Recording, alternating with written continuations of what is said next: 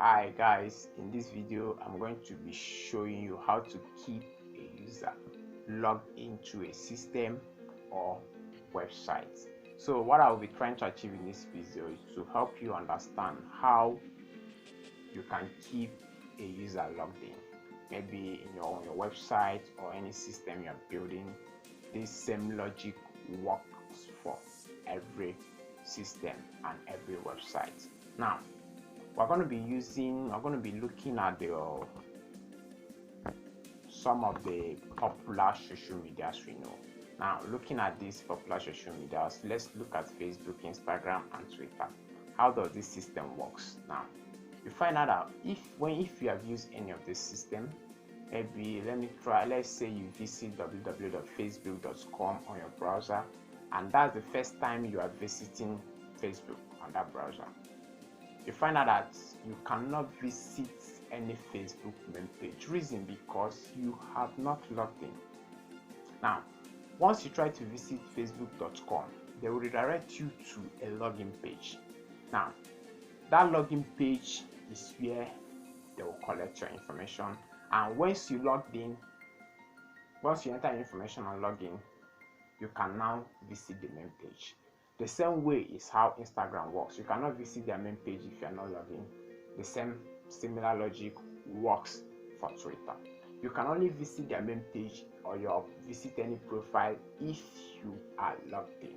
If you are not logged in, you cannot visit their main page. And if you are not logged in, you cannot access some pages on that particular site. Reason because you are not yet logged in. So now,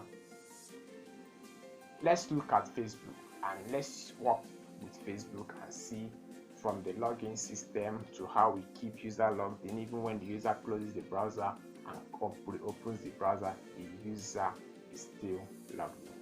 So let's look at Facebook. Now, when you visit Facebook for the first time, you are redirected to the login page. Now, in the login page, you enter your email or phone number with the corresponding password. You hit the sign in or login button. Then Facebook will pick this information from your browser, from the form they provided for you. They will send this information to their server. Now, they will run a check in the database to check if this user is a valid user. Now, if you are a valid user on Facebook, now Facebook needs to log you in, one, and secondly, they need to keep you logged in so that even when you close the browser and revisit Facebook, you are still logged in. Keeping a user logged into a system is very important so that the user will not always take the user back to the process of logging anytime they visit your website. So you need a way to manage your login system so that once a user logs in and revisit your site, you keep the user logged in. That will make the user experience of your system or your website very friendly. So now, once you log into Facebook, once this information are sent to Facebook server and this information are valid, see what next Facebook will do.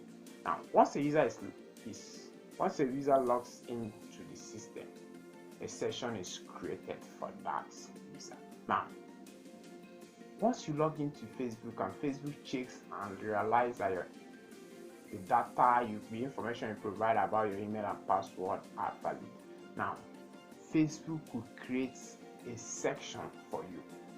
This section is where they will store a particular ID that will uniquely identify you and also identify the browser you are using to log in. You used to log into Facebook at that particular moment. Now, remember that on your system or your mobile device, you may have different browsers, and once you log in to Facebook in one browser, you already try to visit Facebook in another browser, find out that you are not logged in. Yes, because once you are logged in, Facebook only tracks an ID. Once you are logged in to Facebook with a particular browser, Facebook only creates a section that will save your Facebook ID, one, and also save an information to identify that particular browser, and it will link both the browser, the ID to use to identify the browser, and also the ID to use to identify the user. Facebook has to store all this information. so that whenever you visit Facebook with that particular browser, Facebook will say, okay, there's an information stored for this browser, and there is a Facebook user ID stored as well for that browser, which we use to uniquely identify that particular account you logged in with that browser. So now, what is this section we are talking about? Section is just the document we use to store some pieces of information. Now, on the server, Facebook will create a section once you are logged in. Now, Facebook is powered with PHP, and PHP has a way to manage its own section. Every server-side language has a way to manage their own section. So now, once you are logged in, a section is created on Facebook server that will store an ID that will uniquely identify your account on Facebook, so that whenever you use that browser to visit Facebook, they can use that ID that is stored on the server to redirect you to the main page. The only thing you need to do as a developer is, once this user is logged in, just use any of the classes or any modules that have been provided in that language to store a section for a user. Now, just store a particular section. Maybe in your database you have a column that gives each user on your system a different ID. Now just pick that. Once the user log in, just pick the user's unique ID and use it to start a section for that user. So whenever that user visits your website, what you have to do is check if there is a section stored for a user for your website on that browser. If yes, do this. If no, do this. So see what happens now. Let me assume now, let's focus. Let me assume that you are working on your own site now. You want to keep a user logged in now, and once a user log in and you find out that user information is valid and you're starting a section, maybe you are starting a section with the user email. Now, what you're going to do is that whenever a user tries to visit your home page and you want a user to be logged in before they can visit the home page, whenever they try to load the home page, you use a control statement to check, maybe an if else statement. You say if a user is logged in, which means if a section is started for that user, if a login session is started for that user, okay, load the main page. Else, if there is no section that has been started for that user, redirect the user to any page you want to redirect the user. And the same logic is used on your login page. If a user tries to visit your login page, you have to check if that user has logged in, which means if there is a section that has been started for that user.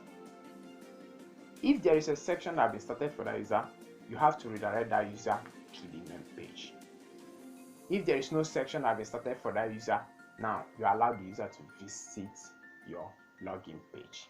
Now, once a user log in, user cannot visit the login page again. So once a user successfully log in, you can redirect the user to the main page. Now, remember, is that particular section ID that has been stored for that user on Facebook, for instance?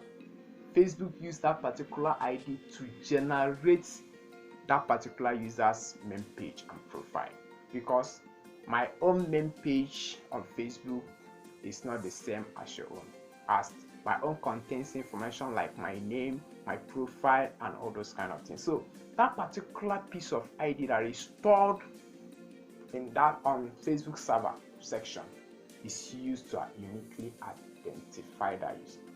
Now, there's something else I need to explain. When Facebook stores a section, maybe let me say, for instance, that Facebook is using your email to uniquely identify you.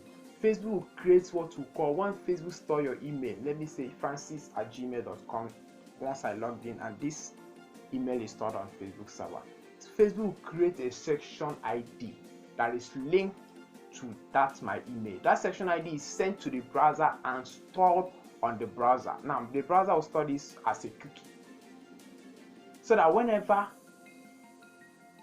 I try to visit Facebook on that browser, the browser will send that section ID that had been sent from Facebook server before and that is stored on the cookie to send it back to Facebook, so that Facebook will know that a section has been created for that user on that browser before.